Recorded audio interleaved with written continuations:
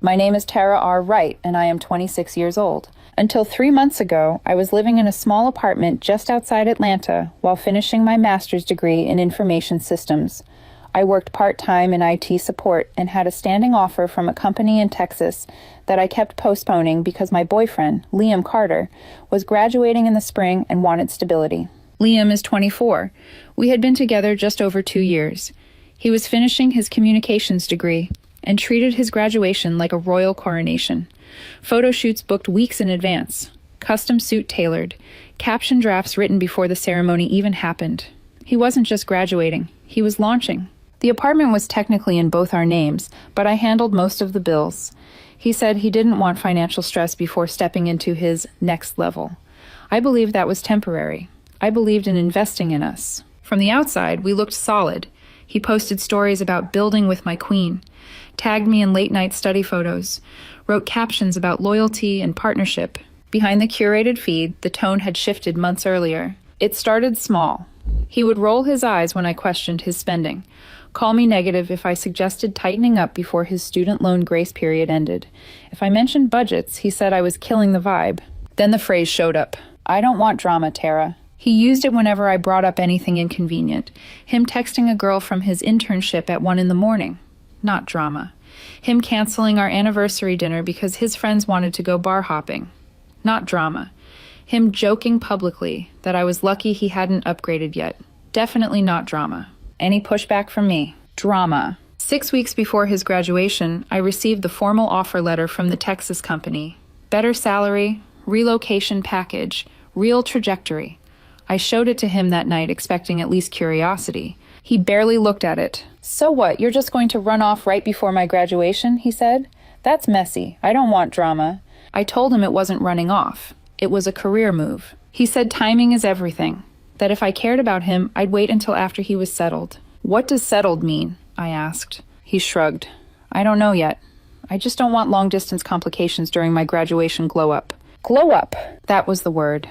A week later, we argued because I asked why he posted a picture with that same internship girl with the caption, "Future connections matter." He said I was being insecure. I don't want drama, Tara. If you're going to start, maybe we need space. That sentence landed differently. It didn't sound like a boundary. It sounded like permission. That was the moment I stopped arguing. I didn't withdraw dramatically. I didn't accuse him. I didn't fight harder. I simply shifted. The next time he said he didn't want drama, I nodded and said, understood. No follow-up, no defense, no explanation about how respect isn't drama. Just friction removed. When he canceled our Friday dinner for a last-minute networking mixer, I said, have fun, and stayed home working on certification modules for the Texas role. He gave me a suspicious look on his way out, like he expected resistance. When he posted another filtered graduation countdown and that internship girl hyped him up in the comments, I didn't ask about it. I muted his stories instead. I stopped reacting. And I started preparing. After that night, I stopped volunteering reassurance. I stopped chasing clarity. I stopped trying to decode tone. Instead, I shifted into logistics mode. I emailed the Texas recruiter and told them I was ready to move forward. I asked about relocation timelines, temporary housing, start dates. We locked in mid-June, 2 weeks after Liam's graduation ceremony. I didn't announce that at home. Inside the apartment, I became efficient. I paid my half of the bills early. I stopped covering his extras. When he ordered takeout, I didn't automatically transfer money. If he forgot to send utilities funds, I reminded him once, not 3 times. He noticed. You're quiet lately. Yeah. You good? Yeah. The thing about people who accuse you of causing drama is they get uncomfortable when there isn't any. A few days later, he tried picking a small fight about me not being excited enough about his graduation shoot. I had simply said the photographer did a good job. That's it? That's all you have to say? It looks professional, I replied. He stared at me like he was searching for the button he used to press.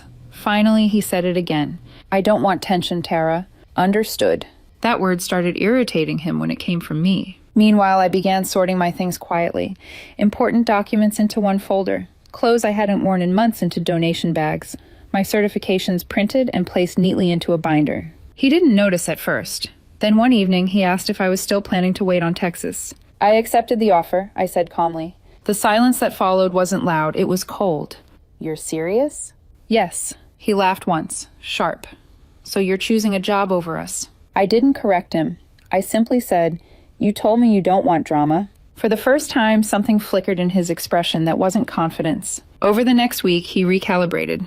Suddenly affectionate, random hugs while I was doing dishes, sitting closer than usual on the couch, posting throwback photos of us with captions about loyalty and growth. It would have been sweet if it didn't feel strategic. 3 weeks before graduation, he brought up a beach trip he wanted to take immediately after the ceremony, a house with friends, 4 days of celebration.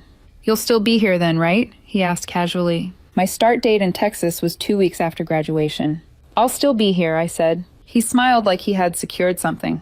Then he added, "I just don't want anything messy during that time. No weird conversations about moving. I need this to be perfect." "Perfect." "Understood." His smile tightened. Around this time, I noticed the internship girls showing up more often. Not physically at our place, but digitally.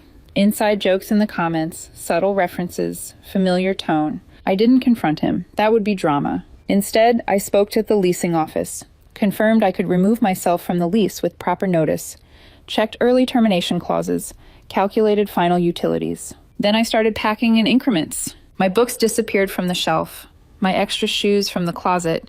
The framed photo of us from last Christmas went into a drawer. He noticed that one. "Where'd the picture go?" "Reorganizing." "Why?" "No reason." He studied me, deciding whether to escalate. Then he said it. "You're being weird." "Just keeping things simple." "No drama," I added lightly. That irritated him more when it came from me. The week of graduation rehearsal, he came home flushed with excitement, talking about how everything felt aligned. Career prospects, fresh energy, new beginnings. Then he said something casually. "I just need to make sure the right people are around me when I level up." "The right people?" I asked.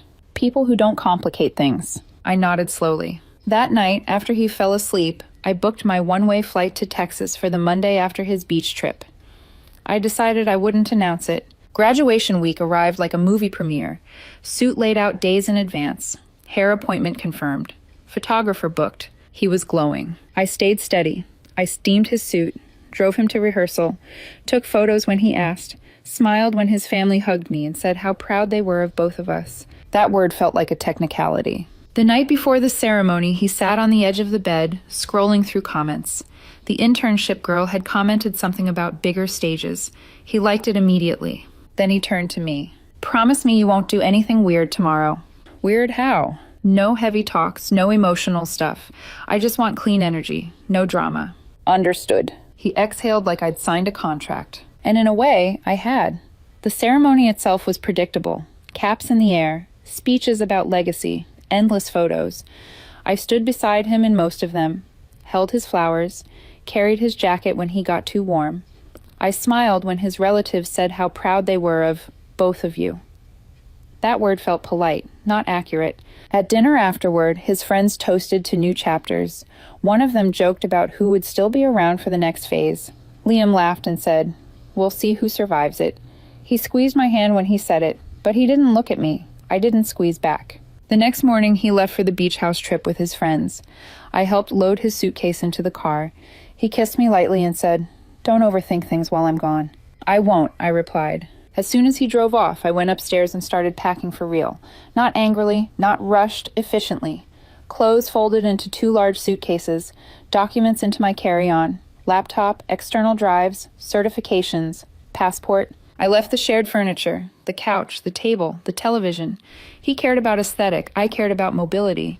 By Sunday night, almost everything that belonged to me was gone, except for a few basics, so the apartment wouldn't look hollow if he came home early. Monday morning, I stripped the bed, washed my sheets, packed the last of my things.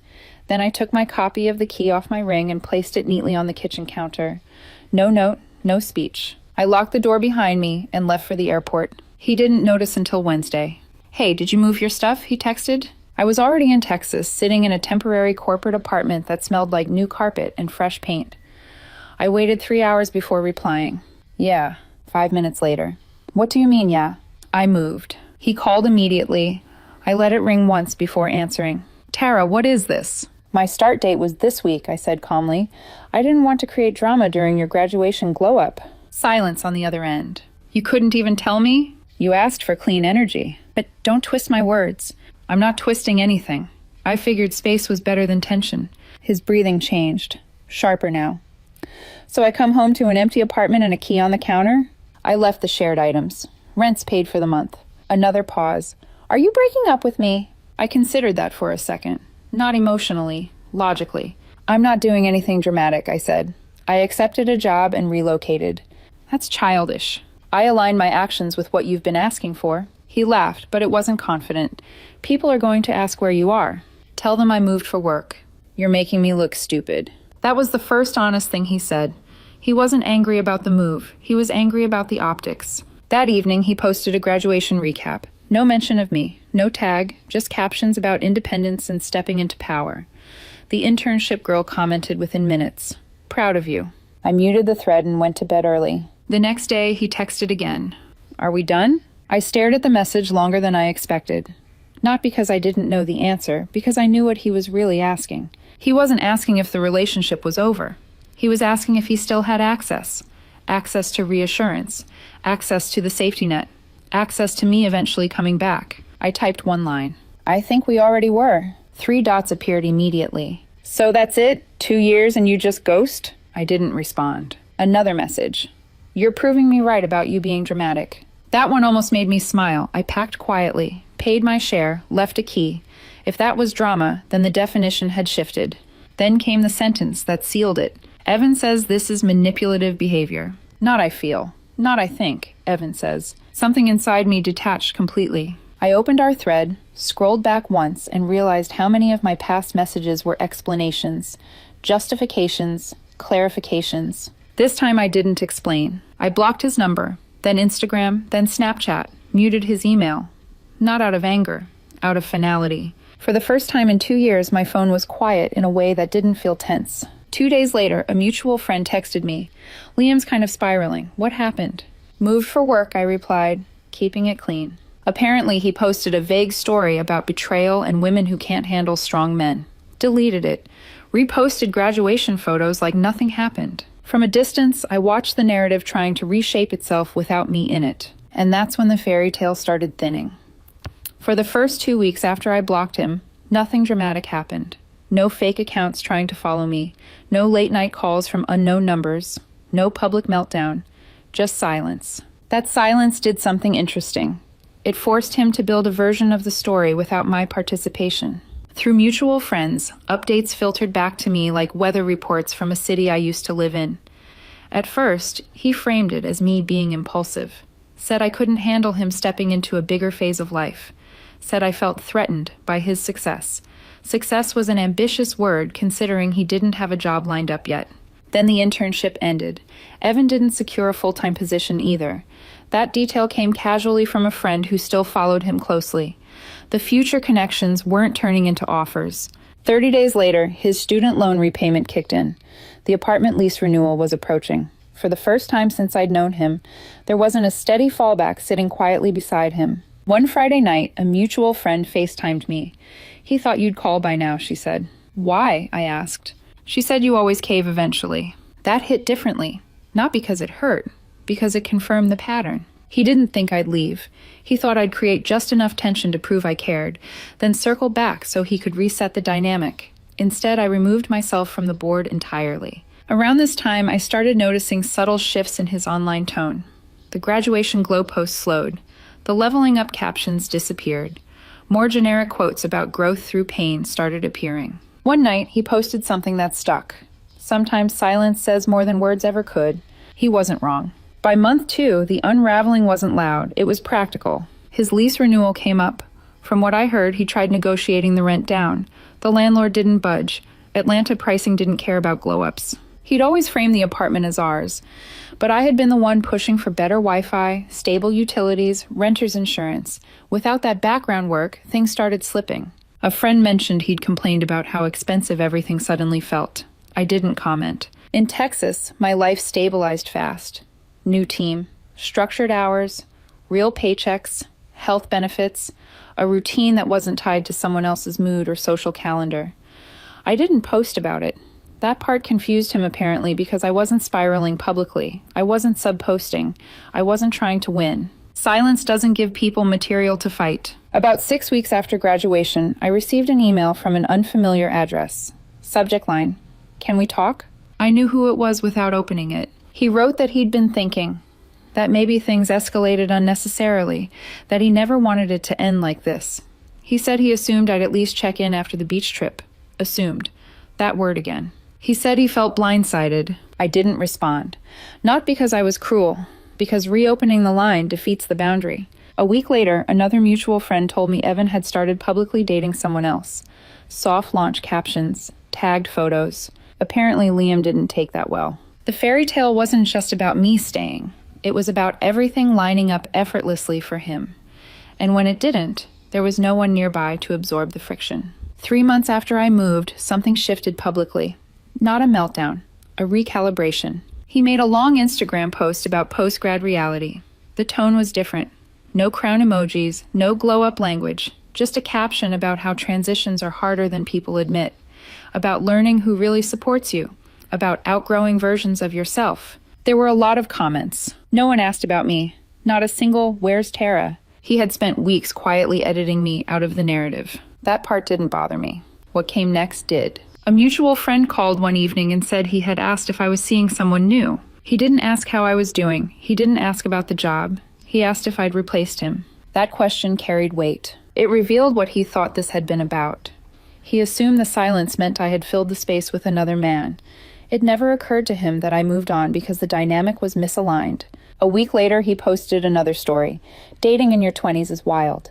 People say forever and then disappear. Disappear. In his version, I vanished. In reality, I communicated for months. He categorized everything inconvenient as drama. The most telling update came through a friend who still worked at the company where he interned. Apparently, he'd tried leveraging connections to secure a role there. They passed. Evan recommended someone else. From what I heard, that stung. The graduation fairy tale wasn't exploding. It was thinning. And then, 4 months after I left, he reached out one last time. Not through email, not through a friend, through LinkedIn. Controlled. Professional. Measured. "Hey, Tara, I heard the Texas role is going well. Congrats. I've been reflecting lately. I handled some things immaturely. I hope you're doing well. I read it twice. Not because I didn't understand it, because I did. Reflection usually shows up when reality sets in. From what I'd heard, he'd taken a contract marketing role. Not glamorous. Not the dream job he expected to land immediately after graduation. The apartment had been downsized to a cheaper complex across town. The beach trip friend group had started scattering. Fairy tales are easy when someone else absorbs the cost of friction. Harder when you're the one signing the lease and answering the bills. I didn't respond. Not out of bitterness, because closure doesn't require dialogue when the lesson is already learned. Later that week, I was promoted to project lead. Nothing flashy, earned, structured, steady. I didn't post about it. That was the final difference between us. He curated moments. I built foundations. Looking back, when he said he didn't want drama, what he meant was he didn't want accountability. He didn't want negotiation. He didn't want boundaries. He wanted everything smooth without adjusting his behavior. So I gave him exactly what he asked for. No fight, no scene, no accusations. Just absence. He didn't want drama. Understood. About a month after his LinkedIn message, something unexpected happened. Not dramatic, not loud, subtle. A mutual friend sent me a screenshot of one of Liam's posts. It wasn't flashy, no curated glow, no motivational quotes, just a photo of a small desk in a new apartment and a caption that read, "Starting over isn't glamorous, but it's necessary." That was new. There was no mention of betrayal, no vague references to disappearing partners, no dramatics about strong men misunderstood, just ownership, quiet and plain. I didn't react to the post, I didn't like it, I didn't comment, but I noticed the shift. A week later, I received another message from him. Short, direct. I meant what I said about reflecting. I confused accountability with conflict. I'm working on that. It was the first time he used the word accountability. I stared at the message for a long moment. Months earlier, that sentence would have triggered emotion. Now it registered like a weather update, informative, distant. I replied once, "I'm glad you're growing." That was it. No reopening, no revisiting the past, no suggestion of catching up. He responded with a simple, "Thank you." And that was the cleanest ending we ever had. Over time, updates about him stopped feeling relevant. I heard he secured a steady position eventually. Nothing flashy. Something stable. I heard he stopped posting motivational captions and started posting less altogether. Real life tends to quiet theatrics. Meanwhile, my life in Texas deepened. The project lead role expanded into cross-department oversight. I mentored junior developers. I signed my own lease on a place that felt chosen, not shared. I built routines that were mine alone, and something else happened quietly. I stopped replaying old conversations in my head. I stopped mentally rewriting what I could have said better. I stopped wondering whether leaving that way had been too cold. Because clarity doesn't need rehearsal. One evening, sitting on my balcony, after a long week, I realized something that made me smile. The most powerful part of the entire situation wasn't the move. It wasn't the new salary. It wasn't the silence. It was the fact that I never had to raise my voice to leave. He didn't want drama, and I didn't need it. Sometimes the strongest move isn't confrontation. It's alignment. And sometimes the cleanest lesson someone can receive isn't a speech. It's absence. If he grew from it, good. If he didn't, that's no longer my responsibility. Because when I said understood, I meant it. And that was the end of everything that needed to end.